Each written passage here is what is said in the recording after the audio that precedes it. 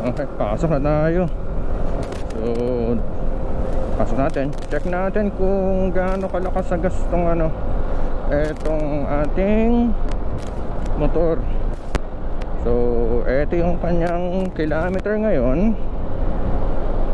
Yan. Tapos nag full tank ako nung nakaraan. And mamaya pag-uwi pa-full tank ako ulit para malaman kung ilang litro ang kinain niya at kung gaano kalayo yung nakain na na yan, gas na yun. Sige, ito. So pasok na muna tayo. Okay, so yun, uwian na natin. Maambon-ambon na din. Mamaya pag-uwi sa bahay, pag-uwi sa bahay bago pumasok sa daan namin sa amin is papapul tank ako para ma-check natin kung gaano karaming gas. Depende sa mileage. So full tank method para ma-check natin kung gaano siya kalakas sa gas. So yan na, maambon-ambon na. Sana ay hindi ako maabutan na malakas na ulan. Lapit tayo sa bahay. Pero bago tayo umuwi, pagas muna tayo dito.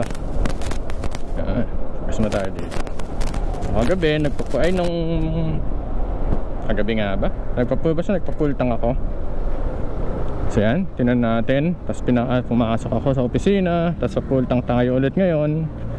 Tignan natin kung gaano siya kalakas sa gas consumption. Okay. Yan, so XCS boss, full tank. Okay na yan kuya. Ayan na. Yun, so 2.4 nga, 2.42. So full tank na. Okay, taka muna natin.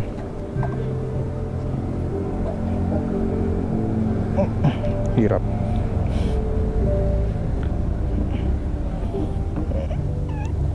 Yun, so 2.42. Ako ilang tagay na hindi pa rin tuloy. Tanong ko lang sa langit. Thank you. Kanyo 151.98, 2.42. So yan, so 2.42. Open natin.